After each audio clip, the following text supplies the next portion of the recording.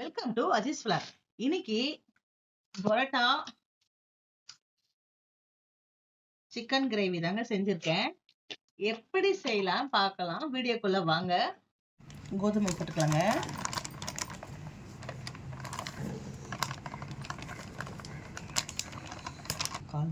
கால் spoon சர்க்கரை போட்டுக்கலாங்க.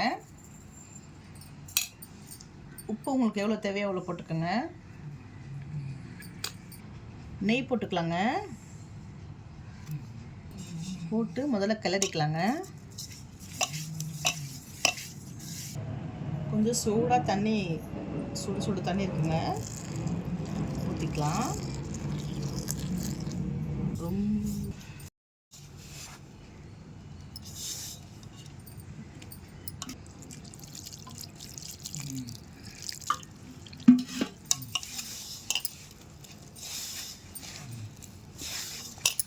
நல்லா சாஃப்டாக பிசையணுங்க.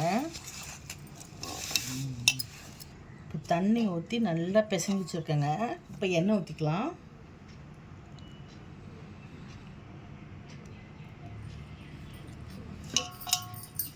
எண்ணெய் ஊற்றி நல்லா சாஃப்டாக பிசையணுங்க.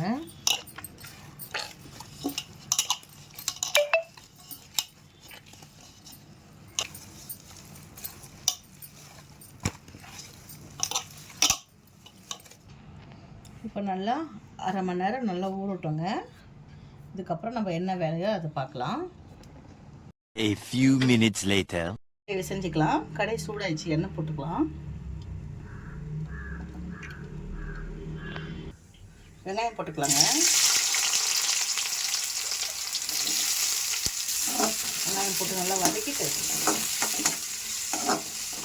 இப்போ நல்லா வதங்கி வந்துருக்கு பாருங்கள். இப்போ இஞ்சி பூண்டு போட்டுக்கலாங்க. இஞ்சி பூண்டு போட்டு நல்லா வதக்கிக்கோங்க. சிக்கன் நல்லா வாஷ் பண்ணி வச்சுருக்கேன் பாருங்கள். இப்போ போட்டுக்கலாங்க சிக்கனை.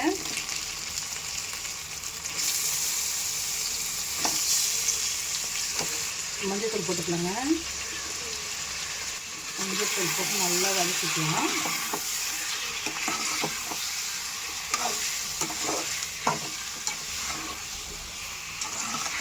உப்பு போட்டுக்கலாங்க.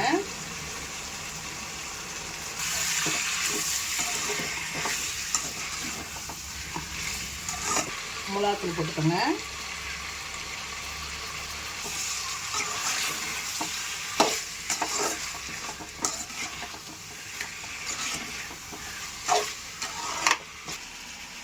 தேங்காய், தக்காளி, மிளகு, லவங்க, பட்டை ஒன்று வச்சு அரைச்சிருக்கேங்க பேஸ்ட்டாக. இப்போ இது ஆட் பண்ணிக்கலாம். பச்சை மிளகா போட்டுக்கலாங்க. இப்போ தண்ணி ஊற்றிக்கலாம்.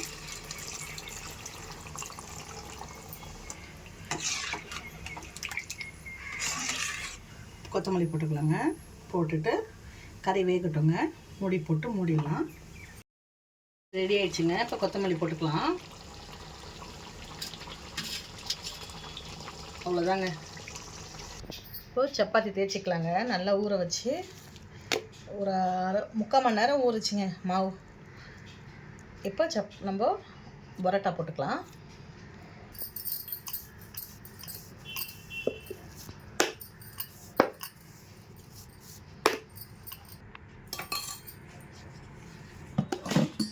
கட் பண்ணிக்கலாங்க.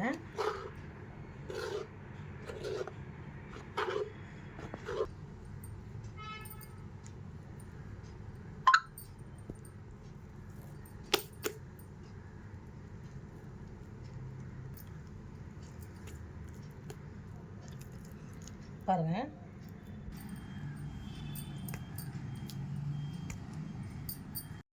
இப்போ போட்டுக்கலாம். பாருங்க, ஒரு பக்கம் நல்லா வெந்துட்ட பிறகு திருப்பி போட்டுக்கலாம். இப்போ எண்ணெய் கொஞ்சம் போட்டுக்கலாங்க. பாருங்க, பரோட்டா ரெடி ஆயிடுச்சு. இப்படி ஒரு 2 தட்டு. எப்போவுமே மைதாவில் செய்யாதீங்க, கோதுமை மாவில் செஞ்சு பரோட்டாஸ் கொடுங்க, பசங்களுக்கும் நல்லதுங்க. பாருங்கள் எவ்வளோ சாஃப்டாக இருக்குது பாருங்கள். அவ்வளோதாங்க, ரெடி ஆயிடுச்சுங்க இப்போ பரோட்டா. பாருங்க, சிக்கன் கிரேவி தாங்க.